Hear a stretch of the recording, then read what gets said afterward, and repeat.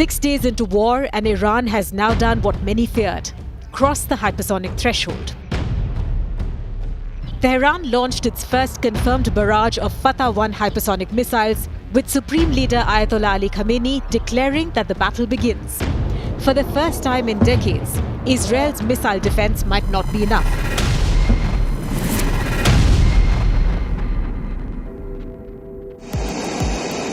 The Fatah-1 is fast and brutal. A solid-fuel, precision-guided missile with a range of 1,400 kilometers. It hits Mach 13 to 15 in its terminal phase, nearly 18,000 kilometers per hour. Unlike traditional ballistic missiles, it doesn't fall back to Earth. It maneuvers and changes direction mid-flight. According to the IRGC, the missile successfully breached multiple Israeli defense layers in the 11th wave of Operation True Promise. Its nickname in Tehran is the Israel Striker.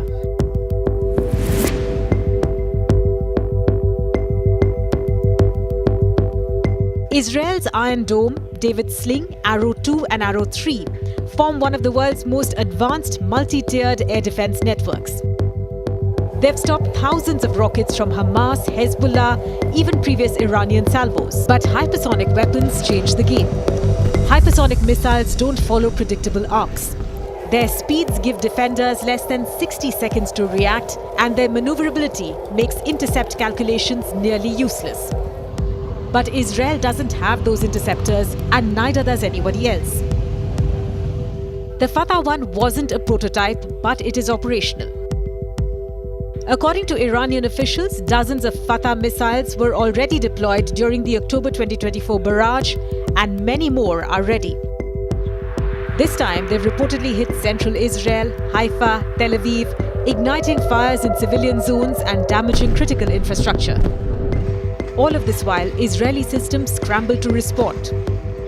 One missile strike tore through parking lots, and another triggered explosions near Haifa's fuel depots. Remember, this is from a weapon that most Western analysts weren't even sure that Iran would use, and now it is out of the box. Why is this such a big deal? Because hypersonic warfare erodes deterrence. Air defense is no longer guaranteed. Civilian zones are no longer safe. Strategic targets are no longer immune. If Fatah-1s become regular features in Iran's arsenal, Israel can't intercept every missile. It simply doesn't have the numbers or the technology. This means higher casualties, more destruction, and a forced reconsideration of what air superiority really is.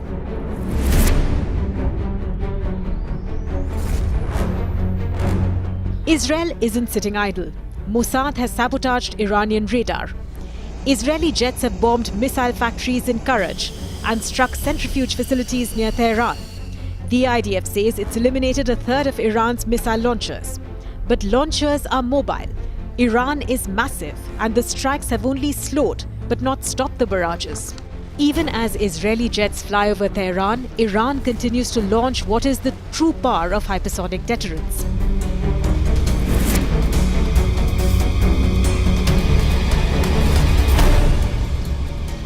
Even America's THAAD system, deployed in Israel last year, can't reliably intercept hypersonic missiles.